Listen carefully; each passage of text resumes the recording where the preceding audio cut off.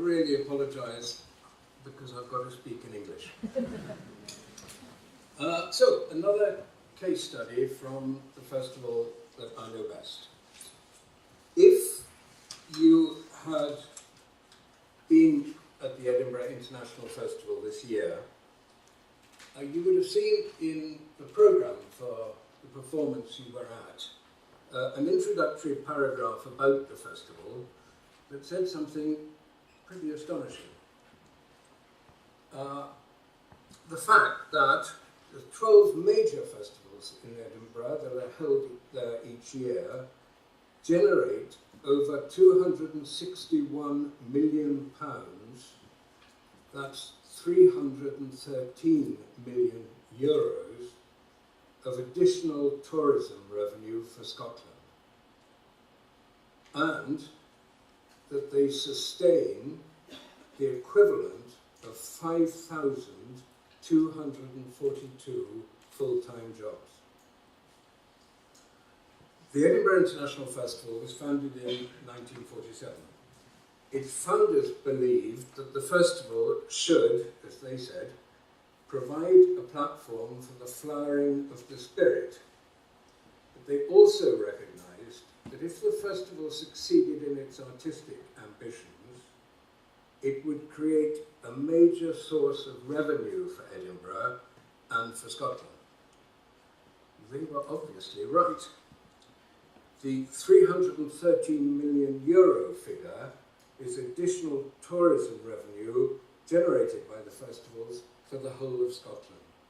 The economic impact figure for Edinburgh is £245 million, 293 million euros. The figures come from the Edinburgh Festival's Impact Study 2011 and are based on evidence from 2010.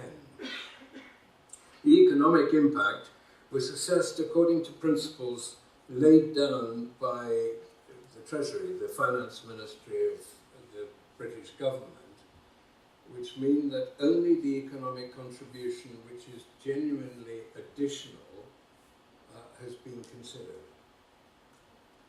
To put the figures into context, the contribution to Scotland's economy from golf, which is commonly thought to be a principal reason for visiting Scotland, is estimated at only €229 million. As I said, the festival was founded in 1947, in the aftermath of the Second World War. It was designed to counter the bleakness of that time and to bring together people divided by conflict, most famously reuniting the Vienna Philharmonic Orchestra with its former musical director Bruno Walter, who had had to flee Vienna in the face of the Nazis. The structure of that first festival has essentially remained the same until now, presenting a curated programme of classical music, opera, theatre and dance.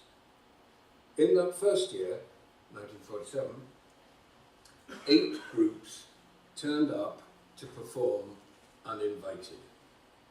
Not being part of the official programme didn't deter them. They staged their shows anyway, and thus became the seed that was to grow to be the Fringe. It grew and grew. In 2010, 40,000 performances of 2,453 shows were given as part of the Fringe. The film festival was also set up in 1947, making it one of the oldest film festivals in the world. Subsequently, 9 other separate festivals have been created or have become independent. They're the Royal Edinburgh Military Tattoo, the Edinburgh International Science Festival, the Imaginate Festival, which is a festival of children's theatre, the Edinburgh Jazz and Blues Festival, the Edinburgh Arts Festival, Edinburgh International Book Festival, Scottish International Storytelling Festival, Edinburgh's Hogmanay and Edinburgh Mela. All 12 festivals are held annually, and 8 of them happen at the same time, the last 2 weeks in August and the first in September. A Scottish Government research project showed higher footfall in the main shopping street in Edinburgh in those 3 weeks than in the lead up to Christmas. Retailers are obviously beneficiaries of the economic impact of the festivals. They receive 6% of the total. 37% goes to accommodation providers, 34% to food and drink establishments, and 9% is spent on transport. The population of Edinburgh, of 500,000, more than doubles during those 3 weeks. In 2010, according to the study, there were 4,272,228 attendances.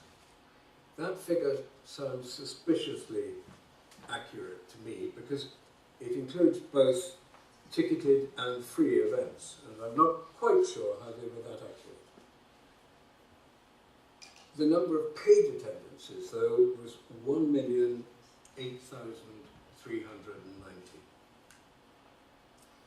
Interestingly, of non-Scottish audiences attending the festivals, 44% had attended before. On average, they'd attended 4.5 times. The impact study didn't only look at economic impact, it also researched social, cultural, environmental, and media impact. One interesting fact it revealed was the attitude of residents to the festivals. 89% of those interviewed agreed the festivals increased their pride in their home city. This, of course, is in contrast to the attitude to tourists in Venice or Barceloneta. It wasn't always like that. When I first went to the Edinburgh Festival as a teenager, a long time ago, the hostility to visitors was openly expressed. I was shouted out on a bus once for being a visitor to the festival. And I think things changed during the 15 years I was there, not because of me, but because of various things that happened during that time. Firstly, the growing reclam of the festivals nationally and internationally. Also, a policy of inclusion that we adopted in our different ways as different festivals. In the International Festival, for instance, we did a series of late-night concerts of classical music with the greatest classical artists performing, with every seat for €5. And I think also because of the involvement of young people in the fringe. Residents, children, take part in the fringe and therefore give it a popular feel for everybody. Edinburgh is, like Verona, in many ways the perfect festival city. Very beautiful and the ideal size. It also has the experience of 67 years of presenting festivals. When I left Edinburgh, I was asked to join the board of a new festival that was being set up in Manchester. Not a perfect festival city. It's a large industrial city, the second largest in the United Kingdom. It's very ugly and it rains almost continuously. The initiative to create a festival was taken entirely by the City Council. They wanted, and I'm quoting them, to raise the profile of Manchester, draw in tourists, and attract inward investment by positioning the city as an international centre for culture, to increase community cohesion and improve the quality of life for people who live, work and study in the city. Nothing original. The festival they created is biannual and programs exclusively new work and commissions. There have been 4 so far, and they've been extraordinarily successful. A study last year calculated the economic impact of last year's festival at £38 million, it's 44 million euros, and that is in return for a subsidy from the City Council of 2.9 million euros. But it is important to remember that economic impact is only an ancillary benefit.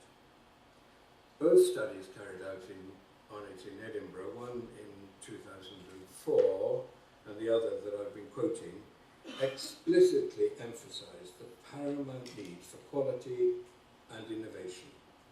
It's the art that changes people's lives, a factor known well in this city.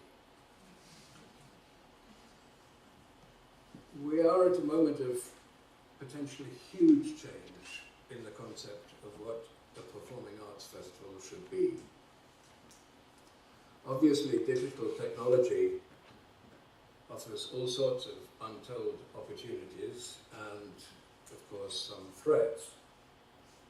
The one opportunity I like the most is that it enables us to enable an individual to enter into complexity, to put that individual into direct contact with the artist in a way that has never been possible before. Equally, I think we should not underestimate the effect that high-definition live relays of performances to cinemas is going to have. We're at the very beginning of that. Things are changing fast, but I think they are going to change a huge amount of what festivals are about in the future. They could be a driver of quality, but they will certainly demand the distinctiveness of a place and a program, and make, I think, what Salvador said even more pertinent and important. Thank you.